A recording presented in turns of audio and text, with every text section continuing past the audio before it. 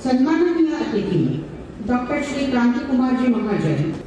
सगळं कसं अद्भुत आहे हे इथलं वातावरणच, त्यामुळे पहिले मी न्याहाळलं आणि आता बोलण्याचं धाडस करतोय। धाडस हा शब्द मी यासाठी उच्चारतो कारण ज्या मंचावरनं मी बोलतोय ते अतिशय पवित्र आणि अत्यंत सशक्त असं मंच आहे, यावर माझी श्रद्धा दृढ आहे।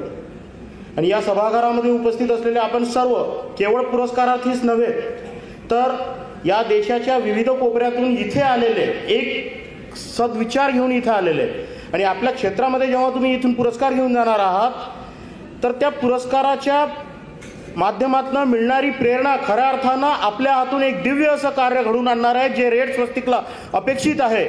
म्हणून मी आज आपण येथे उपस्थित असलेल्या सर्वांचं प्रथमतः अभिनंदन करतो। मंचावर उपस्थित असणारे सर्व महानुभाव, आपण सर्वांचं यासाठी अभिनंदन करणं आणि त्यातल्या त्यात सर्वात जास्त महत्त्वाचं आदरणीय श्री भालसाहेब, आपण जी म्हणजे ही रोपण केलेलं आहे ह्या विचारांचं, याचा एवढा मोठा वटवृक्ष आज झालेला आहे आणि आम्ही त्याचे पायिक आहोत, बांधील आहोत। ह्या अनुभूतीने आज खरोखर गहिवरून येते की इतकं सुंदर काम आपल्या हातून घडत आहे मानवतेचं। मित्रांनो, मी या मंचावरील सर्व लोकांना एक सांगू इच्छितो की आदरणीय भालसाहेबांनी मगाशी सांगितलं की ॲडॉल्फ हिटलर यांनी एक चूक केली होती स्वस्तिकच्या बाबतीत। मी म्हणतो ॲडॉल्फ हिटलर यांचा इतिहास आपण अभ्यासल्यानंतर त्यांनी 2 चुका केल्या आहेत। मी जबाबदारीने या मंचावरून सांगतो, एक स्वस्तिकचा अवमान आणि दुसरं भारत देशात माइन काम्फच्या पहिल्या आवृत्तीमध्ये हिटलर यांनी हे लिहिलं होतं की भारतासारखा अफाट भूभाग असणारा आणि प्रचंड लोकसंख्या असलेला देश 150 वर्ष पारतंत्र्यात कसा राहतो, याचा अर्थ येथील लोकांना गुलामीत राहण्याचीच आवड आहे असं माइन काम्फमध्ये हिटलर यांनी लिहिलं होतं। आणि हिटलरच्या 2 चुका ज्या महापुरुषांनी दूर केल्या त्यापैकी एक आदरणीय भालसाहेब आहे आणि पहिले व्यक्ती होते नेताजी सुभाषचंद्र बोस। कारण द्वितीय महायुद्धाच्या कालावधीमध्ये नेताजींनी हिटलरची मदत मिळावी म्हणून जर्मनीची वारी केली नव्हती। हिटलरने माइन काम्फमध्ये लिहिलेला भारताविषयीचा अनुद्गार जो होता तो समूळ नष्ट करावा म्हणून नेताजींनी हिटलरची भेट घेतली होती। आणि दुसऱ्यांदा जेव्हा हिटलरने पुन्हा स्वस्तिकचा वापर केला तेव्हा आदरणीय डॉक्टर टी.एस. भाल सारखे माणसं समोर येतात आणि पुन्हा या देशासाठी आपण किती कटिबद्ध आहोत, प्रतिबद्ध आहोत हे सांगण्यासाठी प्रयत्न करतात। म्हणून खरोखर डॉक्टर टी.एस. भाल साहेब हे अभिनंदनास आणि अनुकरणास पात्र आहेत।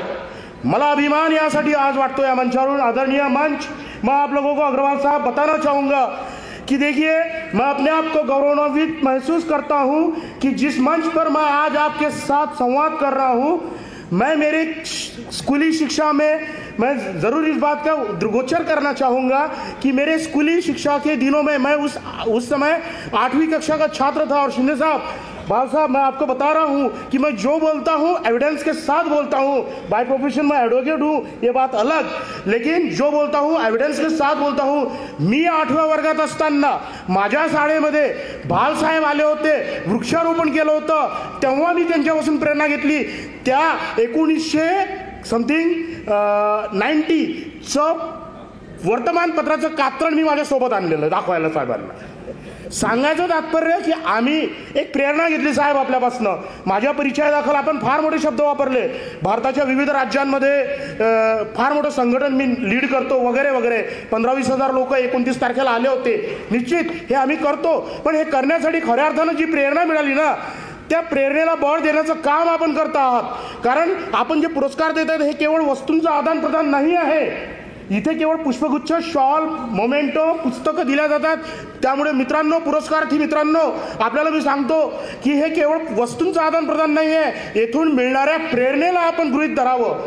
कारण पुरस्कार तर एका व्यक्तीला मिळालेला आहे, त्याच्यासोबत आलेल्या 10 व्यक्तींना इथून निश्चितपणे प्रेरणा मिळणार आहे याच्यावर माझा विश्वास आहे। कारण पुरस्कार प्रेरणा देतात आणि प्रेरणेने राष्ट्र बलवत्तर होते। आणि मैं बार बार ये कहता हूँ कि मैं आपको मेरी टैगलाइन बताया कि पुरस्कार प्रेरणा देते हैं, प्रेरणा से राष्ट्र निर्माण होता है। आणि या बलवत्तर राष्ट्र निर्माण करता, समृद्ध राष्ट्र निर्माण करता, सुगम्य राष्ट्र निर्माण करता, सशक्त, सुदृढ आणि स्वर्णिम आणि स्वाभिमानी आणि स्वयंप्रकाशित राष्ट्र निर्माण करता डॉक्टर टी.एस. भाल सारखे माणसं समोर येतात। रेड स्वस्तिक सारखं एम्पायर समोर येते आणि आपल्यासारखे शिंदे साहेब, आपल्यासारखी माणसं आम्हाला अनेक वर्षांपासून प्रेरित करतात आणि रेड स्वस्तिकच्या परिवारात समाविष्ट करून घेण्यासाठी आम्हाला प्रेरित करतात, मोटिवेट करतात. आज योग आला या मंचावर. मला आनंद वाटतो की मी आज या मंचावरून जाहीर करतो आणि अतिशय नम्रपणे साहेब की मी रेड स्वस्तिक सोसायटीचं आपल्याला अनेकदा म्हटलं, माझं आजीवन सभासदत्व आता रजिस्टर करतो. माझ्यासोबत माझे बंधू या कार्यक्रमात आलेले आहे, माझ्या मिसेस आलेले आहे. आम्ही सहपरिवार आजीवन सदस्यत्व या मंचावर हे सभागृह सोडण्यापूर्वी निश्चित रजिस्टर करणार. हे माझं अतिशय नगण्य योगदान आहे. हे माझं योगदान नाहीच आहे मुळात. मी एक सांगतो, साहेबांनी माझ्याविषयी 2 शब्द उच्चारताना हे निश्चित म्हटलं की भारताच्या सगळ्या राज्यांमध्ये मी लीड करतो, कार्यक्रम घेतो वगैरे वगैरे. हो, करतो नक्कीच. जवळपास मी अतिशय आनंदाने अभिमानाने सांगतो की मणिपूर, नागालँड, मिझोराम, आसाम, त्रिपुरा या राज्यांमध्ये माझं 3-3 हजार लोकांचं संघटन आहे. पण हे काय कामाचं? मग आता पुढे याचा रेड स्वस्तिकला कसा लाभ होईल? मी आपल्याला ग्वाही देतो. मेरे व्यक्तिगत जीवन के प्रेरणा पुरुष लेफ्टिनेंट जनरल गुरमीत सिंह साहब, जो कि उत्तराखंड राज्य के वर्तमान राज्यपाल है, मैं बड़ी जिम्मेदारी से एक वर्ड का यहाँ यूज कर रहा हूँ. मैं आप लोगों को यकीन दिलाता हूँ कि रेड स्वस्तिक का मेरे प्रयासों से एक सम्मेलन भाल साहब उत्तराखंड में और दिल्ली में लीजिए. I will arrange all that things. जो जो ज़रूरत है हम दिल्ली में और उत्तराखंड में with the help of governor inside the auditorium of governor house हम रेड स्वस्तिक को ले जाएंगे. 2025 का मेरा व्यक्तिगत जीवन का ये संकल्प रहेगा और तद हेतु मैं प्रतिबद्ध रहूंगा. मेरी प्रतिबद्धता शिंदे साहेब आप एनी टाइम रात्री 12 वाजता फोन करून पडताळून बघावी. मी दिलेला शब्द कधीच मागे घेणार नाही. पण हे केवळ माझ्या एकट्याच्या केल्यानं होणार नाही मित्रांनो. हे तुम्हा आम्हाला सर्वांनी करायचं आहे. हयात लेके चलो, कायनात लेके चलो, चलो तो ऐसे चलो, सारे जहां को साथ लेके चलो. दोस्तों, हमें सारे जहां को साथ लेके जाना है. मैं अपने विषय में कार्य करता हूँ वो बात अलग है, लेकिन मैं अपने आप को गौरवान्वित महसूस करता हूँ कि मेरे लिए एक ऐसी दिशा और सोच आज रेड स्वस्तिक सोसाइटी के माध्यम से मुझे इस मंच पर प्राप्त हुई है. अग्रवाल साहब, मैं आपको विशेष रूप से बताना चाहूँगा, नारायण साहब, मैं खोते साहब, आपका तो आशीर्वाद सदा सर्वदा हमें मिलता रहता है. मैं आप सभी लोगों को बताना चाहूँगा कि दोस्तों, ऐसे मंच, एवढे पवित्र मंच, या मंचावर उपस्थित असलेली सगळी सज्जन शक्ती हे क्वचित लागते. अनेक मंच माझ्या आयुष्यात आलेले आहेत. मी देश केवळ स्वयंकेंद्रित विधान म्हणून बोलत नाही, पण विषयानुसार ते ओघानं सांगावं लागतं म्हणून सांगतो. मी देशातल्या सगळ्या मेट्रो सिटीजमध्ये, आशिया खंडातील 11 देशांमध्ये विविध मंचांवर गेलेलो आहे. पण मी स्वतःला गौरवान्वित या मंचावर यासाठी समजतो की मी 8व्या वर्गामध्ये ज्या व्यक्तीची प्रेरणा घेतली होती त्या व्यक्तीच्या कार्यक्रमात आज प्रमुख अतिथी म्हणून मला येण्याचं सौभाग्य लाभलं. यापेक्षा दुसरं कोणतं अजून माझं भाग्य असावं? कारण साहेबांचा कार्यकाळ आम्ही अनुभवलेला आहे. डॉक्टर TS भाल साहेबांसारखे लोक पोलीस खात्यामध्ये असू शकतात यावर विश्वासच बसत नाही जोपर्यंत त्यांचा पोलीस सेवेचा कार्यकाळ आणि रेड स्वस्तिकचा कार्यकाळ, दोन्ही कार्यकाळ एकाच व्यक्तीने सोबत पाहिले नसतील तर. मी ते दोन्ही कार्यकाळ पाहिलेले आहेत. मानवतेसाठी झटणारा हा माणूस आणि दुर्जनांचा म्हणजे सदरक्षणाय खलनिग्रहणाय जे म्हटल्या जाते, खऱ्या अर्थानं दुर्जनांचा म्हणजे संहार करणारा हा एक फार मोठा योद्धा, संघर्ष योद्धा, या देशासाठी राष्ट्रीय कर्तव्य म्हणून स्वतःचा जीव झोकून देणारे डॉक्टर TS भाल साहेब आम्ही पाहिलेले आहे. आजही डॉक्टर TS भाल हे नाव अमरावती शहरामध्ये जर घेतलं तर मैं आपको शिंदे साहब बताना चाहूँगा की गुन्हेगारांचा आजही थर म्हणजे त्यांना घाम फुटतो असं व्यक्तिमत्व आम्ही भाल साहेब. मैंने आपको उस समय देखा है जब मेरी फर्नांडिस मैम आपके साथ कार्यकाल में थे.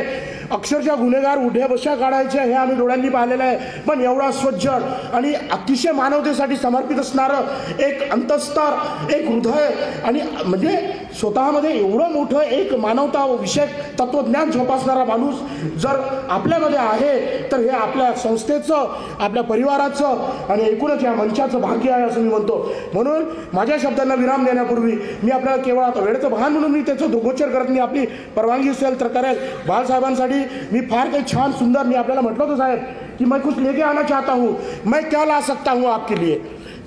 हे बघा, मी आज पुन्हा सांगतो, केवळ पैसा दिल्यानं संस्था मोठी होत नसते. धनवंतांनी धनाचं, गुणवंतांनी गुणाचं, प्रतिभावंतांनी प्रतिभेचं आणि बुद्धिवंतांनी बुद्धीचं दान या देशाच्या, या संस्थेच्या, या राष्ट्राच्या उत्थान आणि विकासासाठी केलं पाहिजे. तरच खऱ्या अर्थानं माझा असा विश्वास आहे की आपला राष्ट्र जे आपण नवभारत निर्माणाचं स्वप्न पाहिलंय ते साकार होऊ शकते। बाळासाहेब, मैं तो कुछ नहीं दे सकता हूँ, जो दे सकता हूँ दे पाऊंगा वो वक्त बताएंगा। 2025 में मैं आपको यकीन दिलाता हूँ इस मंच से कि 2 बड़े और सम्मेलन दिल्ली और उत्तराखंड में हम ले लेंगे और सारी व्यवस्थाएं हो जाएगी, लोगों को मोटिवेट करेंगे। मेरे पास देश के सभी राज्यों में अगर 3-3 हजार लोगों का जमावड़ा है तो उसमें सर 10% भी लोग हम रेड स्वस्तिक के लिए कन्वर्ट कर पाए। कन्वर्ट मतलब मैं कोई मार्केटिंग नहीं कर रहा हूँ, ना कोई ये बिझनेस कॉन्सेप्ट है, ये तो मानवता का कार्य आहे। मानवतेसाठी 100% लोक कन्वर्ट केल्याच गेली पाहिजेत, त्याच्यासाठी मी कटिबद्ध असेल, प्रतिबद्ध असेल। मी माझ्या संपर्कातील सर्व राज्यातील सर्व लोकांना रेड स्वस्तिक सोसायटीचा राष्ट्रीय समन्वयक सरांनी मला अथॉरिटी दिली आहे आणि मी आपल्याला जी भेटवस्तू देणार आहे त्यावर तो शब्द सुद्धा वापरलाय। मी राष्ट्रीय समन्वयक या नात्याने रेड स्वस्तिकचा हा पसारा जो वटवृक्षाप्रमाणे पसरलेला आहे तो देशाच्या विविध राज्यांमध्ये नेण्यासाठी सदैव प्रयत्नशील असेल आणि त्याची प्रचिती 2025 मध्ये आपल्याला येईलच ही ग्वाही देतो आणि माझ्या शब्दांना विराम देतो।